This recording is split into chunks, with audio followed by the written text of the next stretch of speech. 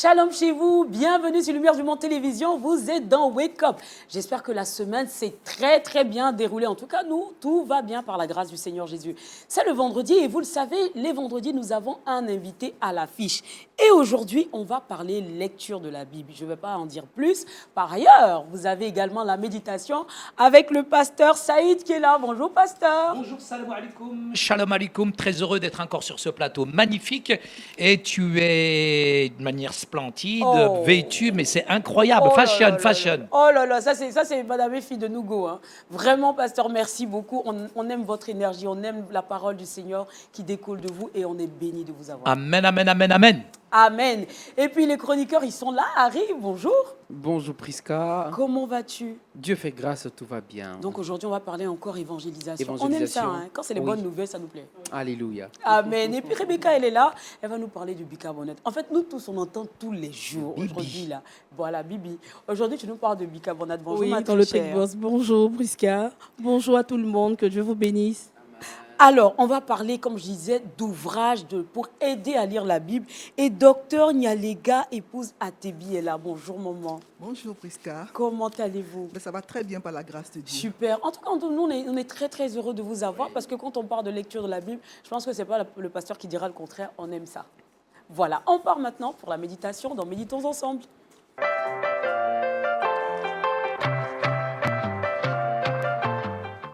Pasteur, la parole du Seigneur. Ce matin, dans Wake Up, j'aimerais vous partager particulièrement un passage que j'affectionne parce qu'il est parlé de poisson. Ah. Comment on dit poisson? Poisse. En ivoirien. Ajoute. En français, quelqu'un qui porte la poisse, c'est pas bon. Hein? Non, on dit poisse. C'est poisse. Voilà. D'accord, calme-toi, t'énerve pas non plus. Est-ce que tu peux nous lire le passage, ma chère Fatima, Prisca? Non, Rebecca. Rebecca, par où y arriver. Hein. En fait, le pasteur, maintenant, il fait exprès. Il est en train de lui donner tous les noms. Et elle est passée par Déborah. Coucou Déborah. Elle est passée par... Non, pasteur, moi, j'ai aimé le petit prénom. Zoubida. Ça lui va bien. Ça lui va bien. Zoubi. Non. Luc chapitre 5, verset 5, la Bible dit, Simon lui répondit, Maître, nous avons travaillé toute la nuit sans rien prendre. Mais sur ta parole, je jetterai le filet. Amen. Excellent passage du Nouveau Testament où nous avons Yeshua al-Masih, Jésus, Amen, qui passe par cette contrée. Ce n'est pas la première fois qu'il passait par là. Et arrivé là, qu'est-ce qu'il constate? Un Simon, lassé, fatigué, qui est perturbé, qui est en situation d'échec et qui n'a même pas attrapé un seul poisse. Et il avait la poisse, le pauvre. Il est rentré, je dirais, bredouille. J'ai envie de vous dire ce matin, j'ai pas toujours envie de louer, j'ai pas toujours envie de prêcher, j'ai pas toujours envie de me réjouir. Et cette mer est le symbole parfois de l'échec, du monde, des ténèbres, de l'adversité. Et parfois, face à certaines situations d'échec, nous sommes complètement vidés. Mais alors, c'est là où Dieu intervient. Amen. Parce qu'on a besoin que cette barque tellement remplie de nous-mêmes soit complètement vide. Parfois, cette barque, nous avons besoin, contexte sémite oriental, de faire un tout petit peu de nettoyage parce qu'elle est tellement pleine de toutes sortes de parasites qu'on a besoin de la vider. Dieu permet parfois des circonstances dans lesquelles finalement nous sommes dans une situation d'échec. Combien de campagnes d'évangélisation? On n'a même pas attrapé le poisse qui a bouché le port d'Abidjan.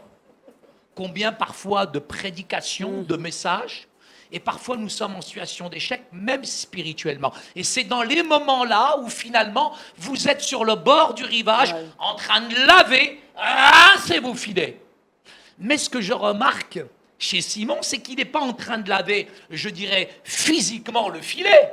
Parce que la puissance de la parole de Dieu, elle se fait entendre. Et la parole de Dieu, elle est un marteau qui brise le roc. La parole de Dieu, elle est puissante, elle est vivante, elle est toujours d'actualité. C'est elle qui va ramener des raisonnements qui sont sanctifiés. Parce que non seulement il est en train de laver les filets, mais il est en train de laver son raisonnement, son cœur, sa tête. La puissance de la parole de Dieu, elle lave peut-être tout le confort de pensée dans lequel il s'est installé. Et parfois, nous avons érigé certaines vérités qui ne sont pas, qui se sont érigées qu'en des dogmes, et nous avons besoin de les rincer. Amen. Et c'est au moment où tu laves le système de pensée dans lequel finalement on est habitué, que la puissance de la parole de Dieu, elle fait son effet. Amen. Et là, il entend la puissance de la parole de Dieu. Mais attention, Jésus n'est pas toujours là. Il est à l'extérieur. Jésus, il n'est pas dans la barque. Mais Jésus fait le choix de monter dans la barque. Et Jésus, parfois, va nous éloigner du rivage. Parfois, nous avons tellement, comme on dit, le nez dans le guidon.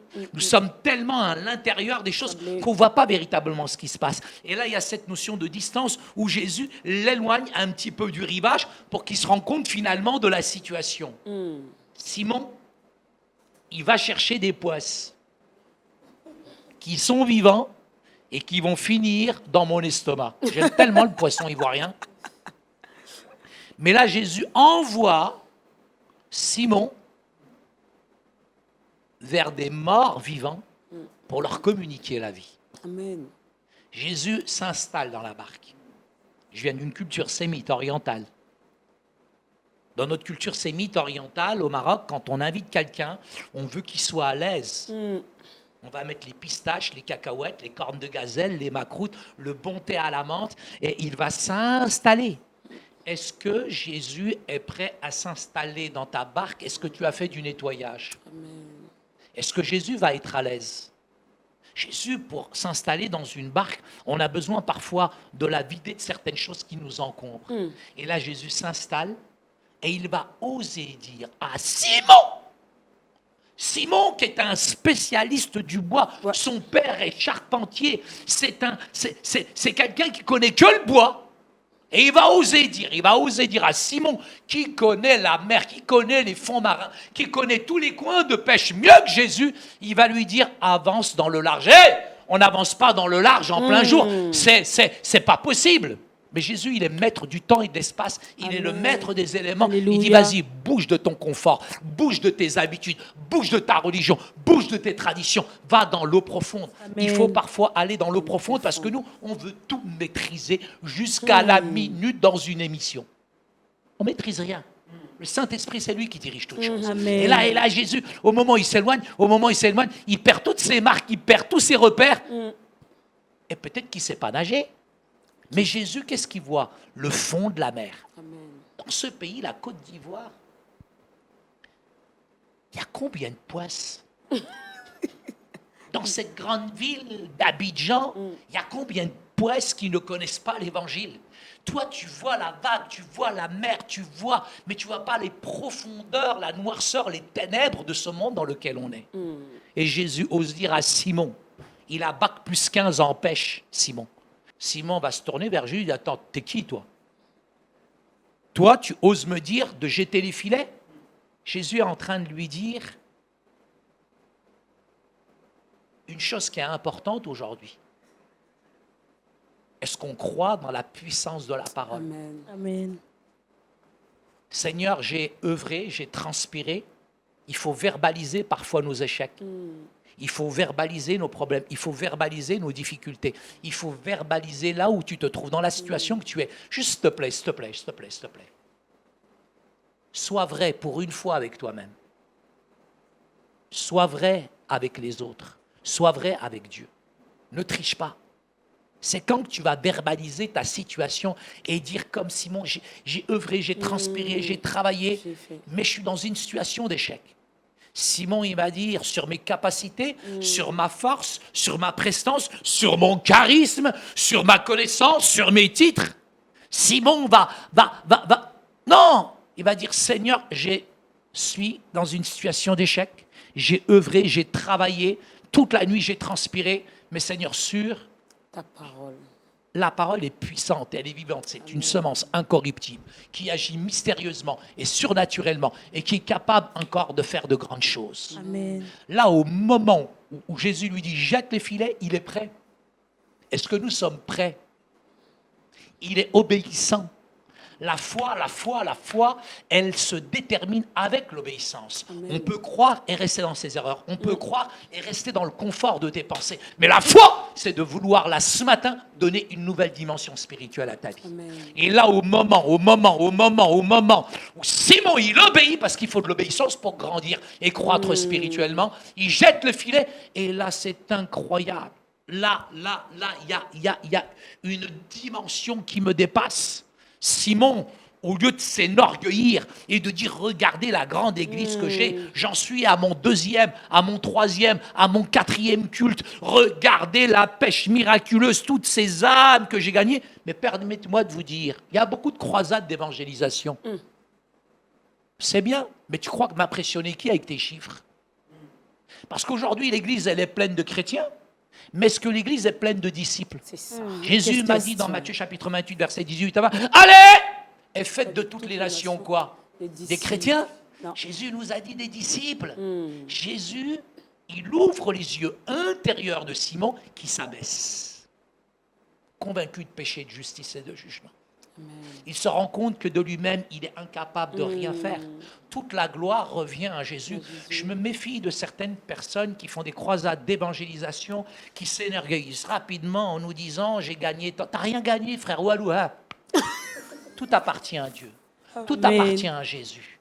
Et tu n'es pas appelé là pour faire simplement des chrétiens, mais des disciples qui vont se multiplier, qui vont entrer dans leur destinée. Et là, ça va faire un mouvement spirituel. Pourquoi? Parce que Simon, il arrive au bord du rivage, et il laisse tout. Est-ce qu'on est capable de tout laisser aujourd'hui?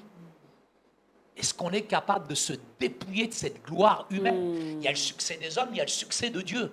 Et le plus important, c'est de tout laisser, de revenir au bord du rivage et de suivre Jésus. Amen. Mais là, mon frère, ma soeur, il y a un prix. Est-ce que tu es véritablement prêt à suivre Jésus, mais aussi à travailler en transversalité? Amen. On voit cette notion de transversalité où Simon, non seulement il a un succès, mais exponentiel, il n'a jamais attrapé autant de poisse-poisse, et quand il attrape tous ces poisse-poisse, qu'est-ce qu'il fait? Il appelle les autres, et il dit, venez, il partage la bénédiction. Amen. Nous avons besoin, et c'est ça l'esprit de LMTV, de Wake Up, c'est de partager cette bénédiction avec vous. Mon frère, ma soeur, Simon, il était dans une situation d'échec total. La parole, elle se fait entendre chaque dimanche et chaque semaine. Il faut être capable de recevoir cette parole et de laver le confort de pensée dans lequel tu es. Mais il faut que tu installes Jésus dans ta barque. Il faut que tu t'éloignes un peu de ton rivage. Il faut que tu ailles là finalement où tu maîtrises plus rien. Il faut que tu sois prêt à recevoir la bénédiction. Mais il faut aussi être prêt, obéissant. Et c'est uniquement dans la préparation que la bénédiction vient. Il faut être prêt. Est-ce que tu es prêt véritablement à être béni? Seigneur, il te veut beaucoup plus que ça. Il veut te ramener dans les profondeurs spirituelles pour pouvoir t'enraciner et te bénir encore davantage. Amen. Que Dieu vous bénisse. Vous étiez sur LMTV. Wake up, wake up, wake up. Merci. Amen. Amen. Je dis souvent que des fois, le pasteur, je pense qu'il va venir. Et puis moi, je serai là en chroniqueur. Bon, on va laisser Kate un peu quelque part. Parce que sinon, si je suis chroniqueur à ta place, elle va me trucider. Donc là, il n'y a pas photo. Vraiment, merci beaucoup, merci, pasteur, plaisir. pour cet enseignement. Et je pense que chacun de nous, ça nous permet de se remettre en cause. Harry, je te vois très concentré, studieux, tu écoutes. J'espère que ça booste un peu ta foi, beaucoup. Oui, ça me booste. Ce qui me plaît chez le pasteur, c'est que il n'est pas trop dans cette histoire de théorie, dans la pratique. C'est il nous les deux amène vraiment à ne pas être là à réciter seulement, à dire j'aime, tu as, qu'est-ce que tu fais de ce que tu as, à aller sur le terrain et à faire vraiment des disciples. Et ça rejoint bien sûr le message que je vais partager tout à l'heure et je suis béni en tout cas ce matin. Amen. Amen. Et maintenant, c'est Culture Actu.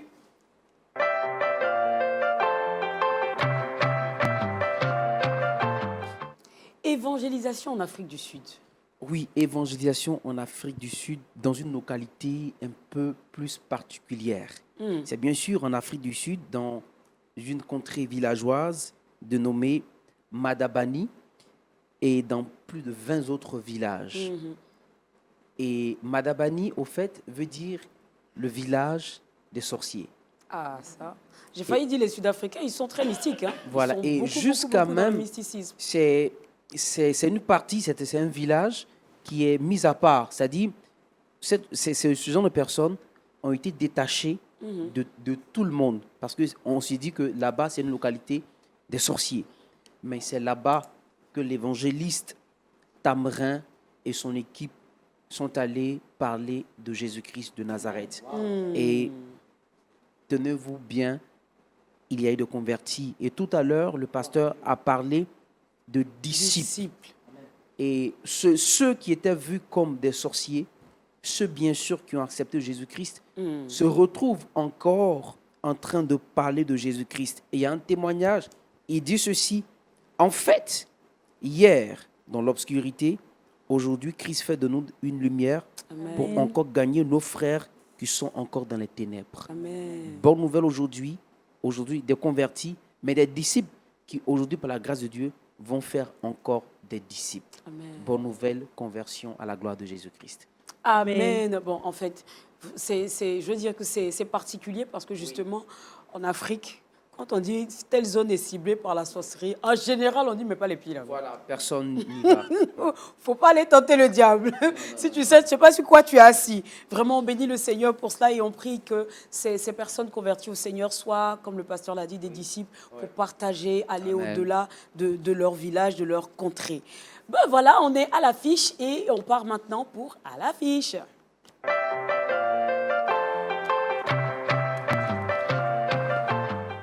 Alors, maman Rachel, comme je disais, maman Rachel Nyalega, épouse Atebi, elle est membre du Conseil national pour la Ligue de la lecture de la Bible et elle vient nous parler des ouvrages de la Ligue. Ça se voit, hein. Juste à sa robe. Franchement, tu regardes sa robe, c'est déjà de l'évangélisation. Amen. C'est écrit, regarde, c'est écrit Psaume 119, verset 5. Ta parole est une... Lampe à mes pieds. Ma sœur, vous êtes une Bible ouverte à vous toute seule, wesh. Super. Elle est trop belle, elle est trop mignonne. Amen. Merci beaucoup, pasteur. Merci à LMTV. Donc, c'est pour moi un plaisir d'être avec vous aujourd'hui. Vraiment, le pasteur a introduit tout à l'heure le verset clé de la Ligue pour la lecture de la Bible, qui est le psaume 119, verset 105. Ta parole est une lampe à mes pieds et une lumière sur mon sentier. Voilà. Alors, on se rend compte que malheureusement, beaucoup de chrétiens ne lisent pas leur Bible chaque jour. C'est vrai. Ils attendent le dimanche pour écouter la prédication du pasteur. Et parce qu'ils ne connaissent pas la Bible, ils ne savent pas distinguer le faux du vrai. Alors que nous savons que nous sommes dans les derniers temps, le Seigneur revient bientôt. Et les faux prophètes, les faux pasteurs pullulent. Il nous faut vraiment aller dans la parole de Dieu pour savoir ce que le Seigneur nous enseigne dans sa parole. Mais comment la lire? Parce que la Bible est une bibliothèque plutôt de 66 livres. Et il nous faut un guide pour nous conduire, pour savoir comment lire cette Bible. Alors, la Ligue pour la lecture de la Bible, qui est un mouvement international parce qu'il existe dans plusieurs pays dans le monde, aussi un mouvement interecclésiastique parce qu'il travaille avec plusieurs églises, avec différentes églises chrétiennes. La Ligue pour la lecture de la Bible donc édite pour chaque année ce qu'on a appelé le lecteur de la Bible. Le lecteur de la Bible qui est un guide pour nous aider à lire la Bible chaque jour. Alors, nous avons différents types de lecteurs. Il y a d'abord ce qu'on a appelé le lecteur cadet. Le lecteur cadet que voici, voilà, pour les tout petits, parce que instruit l'enfant selon la voie qu'il doit suivre, et quand il sera vieux, il ne s'en détournera pas. Donc, il faut apprendre à l'enfant, dès son jeune âge, à lire la Bible, à la méditer chaque jour. Alors, le lecteur de cadet est pour les enfants, dès qu'ils savent lire, on dit à partir de 5 ans, mais il y a des enfants qui savent lire déjà à 3 ans. Hein, donc, de 5 ans jusqu'à la préadolescence, jusqu'à l'âge de 11-12 ans, ils vont utiliser ce lecteur-là qu'on appelle le lecteur cadet, qui est adapté à leur âge, avec beaucoup d'illustrations, beaucoup d'images, et dans un langage qui est très simple. Donc, chaque jour de l'année, il y a un passage qui est indiqué, ils vont le lire, et ensuite, il y a des questions qui sont posées pour les aider à réfléchir sur le texte qu'ils ont lu, et à la fin, il y a un commentaire dans le lecteur pour expliquer le passage qu'ils ont lu. Magnifique. Et nous avons aussi les lecteurs juniors. Ce lecteur, il coûte 2000 francs. Vous pouvez donc vous le procurer au siège de la Ligue pour la lecture de la Bible qui se trouve au 23 avenue Jean Mermoz à Cocody. À Cocody, ok. Voilà. Et nous avons aussi pour les adolescents ce qu'on a appelé le lecteur junior. Le lecteur junior, donc, pour les 12 à 17 ans, les adolescents. Et c'est un lecteur, comme je le disais aussi, qui est adapté à l'âge des adolescents. À l'âge de l'adolescence, on aime vraiment les choses, de faire les choses avec des amis, en groupe et tout ça. Et vraiment, c'est un lecteur qui est pour les adolescents, des images adaptées à leur âge, tout ça, très intéressant aussi. Donc, vous avez des enfants qui ont l'âge de l'adolescence, vous pouvez donc leur acheter ce lecteur-là et pour qu'ils l'utilisent et qu'ils méditent la parole de Dieu chaque jour. Voilà. Et enfin, nous avons ce qu'on appelle le lecteur adulte. Je vais le garder sur moi. Le lecteur adulte. Donc, pour les adultes, pour les plus de 17 ans, 18 ans. Et donc, chaque jour de l'année, il y a un passage qui est indiqué pour le lecteur de la Bible, le lecteur adulte. Et donc, il nous permet, comme je le disais, de méditer la parole de Dieu chaque jour. Alors, à la première page du lecteur, je le dis, pour que vous le sachiez, beaucoup de gens ne le savent pas, nous avons donc la méthode de la Ligue pour la lecture de la Bible pour méditer le lecteur qui est expliqué. Comment donc méditer tous les jours en utilisant le lecteur de la Bible. Donc, c'est expliqué à la première page du lecteur adulte. Voilà. Donc, ce lecteur, vous pouvez aussi vous le procurer au siège de la Ligue pour la lecture de la Bible. Et le lecteur adulte, lui, il coûte 2500 francs. J'insiste vraiment sur la lecture quotidienne de la parole de Dieu. C'est important. Moi, je donne mon témoignage. J'ai eu l'habitude de méditer la parole de Dieu dès mon jeune âge. Je peux dire, dès que j'ai su lire avec mes parents à la maison, chaque matin, mon père nous réunissait au salon, tous les enfants, toute la famille, et on commençait nos journées en méditant la parole de Dieu avec le lecteur de la Bible. Et vraiment, cette habitude ne m'a jamais quittée. Je me suis mariée dans mon foyer. Tous les matins, nous méditons la parole de Dieu avec le lecteur de la Bible, avec les enfants. On médite la parole de Dieu, ensuite ils prennent leur déjeuner et puis ils vont à l'école. Voilà. Vraiment, nous devons nous souvenir que c'est la parole de Dieu. C'est par elle que le Seigneur nous parle. Avant de nous parler par des visions, des prophéties, il nous parle d'abord par sa parole. Et comment pouvons-nous savoir ce que le Seigneur nous demande, ce qu'il nous recommande de faire dans ce monde qui est en désordre si nous ne lisons pas la parole de Dieu? J'insiste là-dessus. C'est très important. Alors, c'est vrai, nous sommes déjà au mois de mars. L'année est déjà amorcée, mais vous pouvez encore vous procurer, ce n'est pas encore tard, vous pouvez vous procurer le lecteur et il vous aidera vraiment à lire votre Bible chaque jour. Parce que la foi vient de ce qu'on entend. Et ce qu'on entend vient de la parole de Dieu, selon Romains 12, 17. Alors, je vous encourage vraiment à vous procurer le lecteur de la Bible et à lire la parole de Dieu, à lire la Bible chaque jour. Merci. Amen. Merci beaucoup, maman. Et puis, moi, j'aime le lecteur pour moi et pour ma fille, quand même. Donc, Aristide peut nous offrir. Oh non, non, non, vous êtes des adultes, là. Arrêtez-moi ça. Et puis vraiment, comme maman le disait, toute chose est assise sur la parole du Seigneur. C'est vrai qu'on peut donner des conseils à son enfant, mais si l'enfant a l'habitude d'entendre que la parole de Dieu recommande ces choses, je pense que ça va l'encourager, ça va booster sa foi. Et c'est une personne construite, assise dans la parole du Seigneur, qui ne va pas se laisser impressionner par la peau de perlimpinpin que beaucoup d'hommes de Dieu ont l'habitude de faire. Merci beaucoup, maman, que Dieu vous bénisse. Et puis, on passe maintenant à Trickbox avec Rebecca.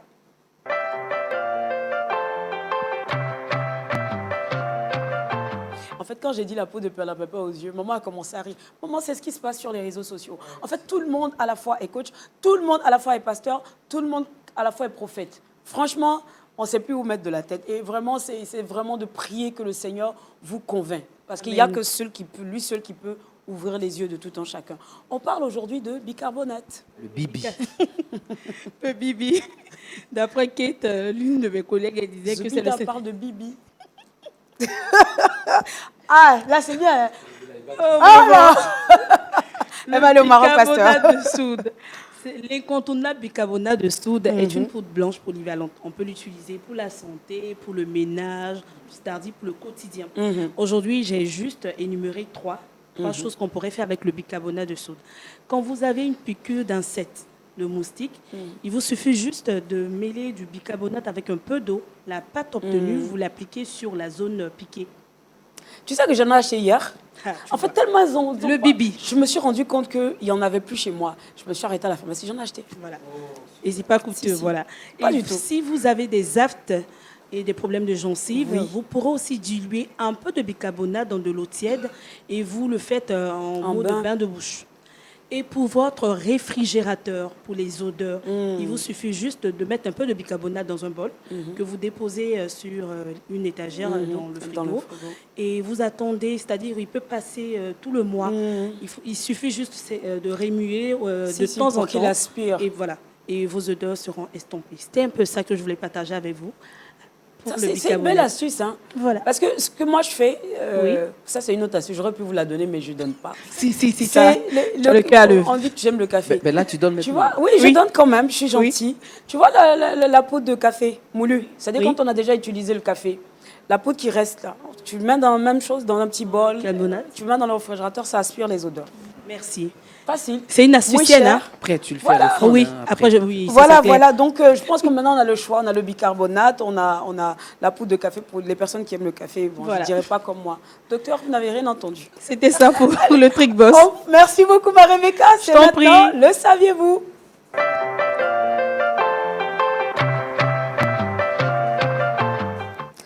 Harry nous parle de noms en hébreu et leur signification. Aujourd'hui, c'est qui? Le prophète Osée. Ah. On parlera du prophète Osée aujourd'hui. Osée en hébreu, Osea, qui veut dire salut en français. Alors, Osée, c'est le premier, je dirais le premier livre et le premier auteur parmi les 12 petits prophètes. Parce qu'il y a les grands prophètes et les petits prophètes. Et quand on parle de petits prophètes, on ne parle pas de quelqu'un qui a fait de petites œuvres, ou bien quand on parle de grands prophètes, on veut parler de quelqu'un qui a fait de grandes choses. Non, on parle des écrits, voilà, du nombre d'écrits, nombre de chapitres qu'ils ont écrits. Donc, on parle donc c'est le premier livre, je dirais, des prophètes, des petits prophètes, par exemple, Osée. Donc, ce qu'il faut savoir, c'est que Osée a eu quand même une belle expérience. Vous allez, quand vous lisez le dernier chapitre de Osée, vous voyez que ça se termine par un poème dédié à son épouse. Voilà, donc c'est la particularité de ces différents poètes. Donc, pour dire que, d'abord, comprendre la signification de ce nom, qui bien sûr veut dire salut, et Osée, quand même, il a été, en tout cas, porteur de bonnes nouvelles relativement à certains domaines, certaines prophéties qu'il a annoncées et tout ça. Donc, savoir déjà que le nom Osée veut dire salut, et aussi la particularité de son dernier chapitre qu'il a dédié, bien sûr, à son épouse. D'accord. Pasteur ne peut pas dédier un petit message à son épouse et ses jolies filles. Non, mais moi, je prends la balle au rebond. Hein. Oui, c'est super. Oui, très heureux. Une grande salutation à ma chère et tendre épouse qui aujourd'hui a atterri au Maroc et dans les montagnes berbères et qui est en train d'aider une population qui est fragilisée. Il faut oser s'appeler Osée. Merci pour le salut que tu apportes. Merci pour tout ce que tu transmets. Et puis, véritablement, que le Seigneur se sert de toi d'une manière extraordinaire. Amen. Tu es une modèle, tu es une femme exemplaire. Je t'ai épousée pour améliorer ma relation entre le Maroc et l'Algérie. On s'est mariés, ils ont fermé les frontières, c'est pas grave. Mais en tout cas, le plus important, c'est qu'on aille de l'avant. Amen. Et puis, maman, on t'attend en Côte d'Ivoire. Voilà. Ah ouais, obligé. Donc, venez manger les ananas. Oh là là, pas que les et ananas. Et le garba. Ouais. Et puis le bicarbonate, c'est très très bien. Hein. Ça rend les dents blanches. C'est vrai, aussi. Merci beaucoup, Aristide. Et puis, maman, un dernier message pour encourager nos frères à obtenir les lecteurs. Voilà, donc je ne le dirai jamais assez. La lecture de la Bible ne peut que vous faire du bien. Amen. Vraiment. Alors, je vous encourage vivement, vraiment, à d'abord avoir une Bible et ensuite à la lire chaque jour. Que ce livre de la loi ne s'éloigne point de ta bouche. Médite-le jour et nuit. Car c'est alors que tu réussiras dans tes entreprises. Je paraphrase ainsi Josué chapitre 1, versets 8 à 9. Que le Seigneur nous aide à vraiment lire la Bible chaque jour pour que nous puissions grandir dans notre foi et que nous ayons une foi solide qui ne sera pas ballottée à tout vent de doctrine. Voilà, merci. Amen. Amen. Amen. Rebecca, le verset boussole. Luc 5, Luc chapitre 5 du mois, verset 5, la Bible dit « Simon lui répondit, « Maître, nous avons travaillé toute la nuit sans rien prendre, mais sur ta parole, je jetterai le filet. » Amen. Amen. Que ce livre de la loi ne s'éloigne point de votre bouche, comme maman l'a dit. Nous prions le Seigneur que vous baigniez dans l'atmosphère du Saint-Esprit tout au long de votre semaine, que vous soyez bénis maintenant et pour toujours. Dans le nom de Jésus, nous vous souhaitons de passer une excellente journée et surtout bon week-end. Restez connectés sur Lumière du Monde Télévision. Bye bye. Au revoir.